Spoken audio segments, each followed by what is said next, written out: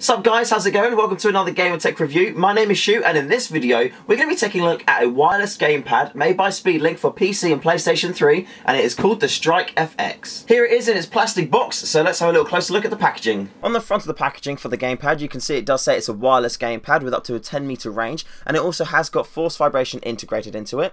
It is PC compatible as well as PlayStation 3, and it has 2 analog triggers and 2 analog sticks. The sides of the packaging are quite plain, and on the back of the packaging it has the same information that's on the front, however in a selection of different languages and a few bits of extra information, including saying it has a light-ion battery for up to 8 hours of game time. Now that's the packaging out of the way, let's just crack it out, have a play with it and see how it handles. So as we open up the packaging, this is what we're greeted with here. We also have the USB dongle, which you put into your PlayStation or your PlayStation or which you put into your PlayStation or your PC, so that just plugs straight in, and then that hooks up wirelessly to the controller, as you can see here. Now it has got a very similar layout to a PlayStation controller. You have got your D-pad just on this side here, your 2 thumb sticks, and then your PlayStation buttons on there. And then on the top end you can see, again, much like a PlayStation 2 controller, or PlayStation 3 controller, PlayStation 4 controller, all of the PlayStation controllers, you have got your triggers, your trigger buttons up there, and you've also got your USB slots, so this is where the USB cable comes in. There wasn't actually a USB cable in the box with this one,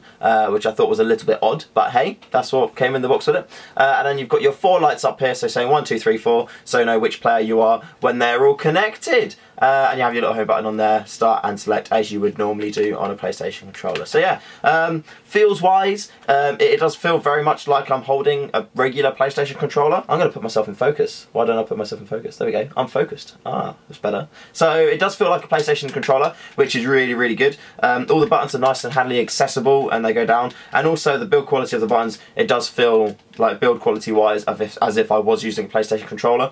I wasn't a huge fan of the D-pad design. I would have liked it to have been a bit bigger because it does feel a little bit small, but then again, because it is small, it means you can press the buttons quicker and easier because they're a bit closer together. So I think that's definitely comes more under personal preference as opposed to a down floor on the controller itself. So yeah, that's the controller out of the packaging.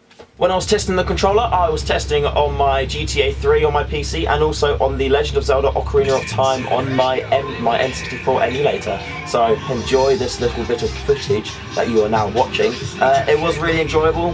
Like I said, it didn't hinder my experience at all. If anything, it was making it better because all the buttons were in the right place and just accessing things, and also because it didn't require any drivers, it installed itself automatically.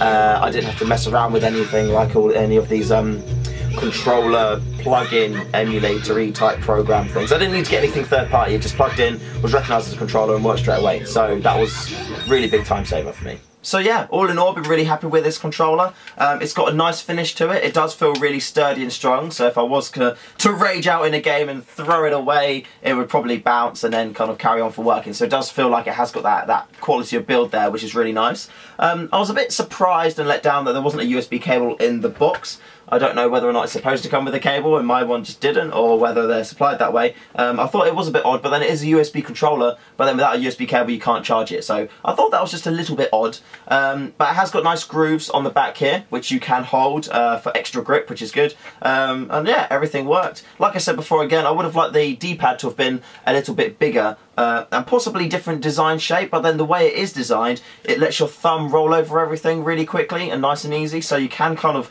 access the buttons quicker than if you did have like a regular PlayStation controller's D-pad on there, because they're smaller buttons and laid a bit further away. So if anything, it's probably just because I wasn't used to it, and yeah, more of a personal preference thing. But when using it in-game for GTA and also my Legend of Zelda, I didn't need to install any drivers. I didn't actually configure the controller at all either time I played it. I literally just plugged the dongle into my computer, opened up the game, ran it, and yeah, I was just kind of, everything was already set up for me. You can personally preference it if you want to, so you can change your buttons around. So in GTA, if you want to have that as get in the car instead of that, or that as sprint on, etc., and change these around, then you can do that. That's absolutely fine. But yeah, it straight out of the box as a working controller, it was really good. Really happy with that. So yeah, it does get a big thumbs up. And yeah, thank you for watching. I hope this has been enlightening for you.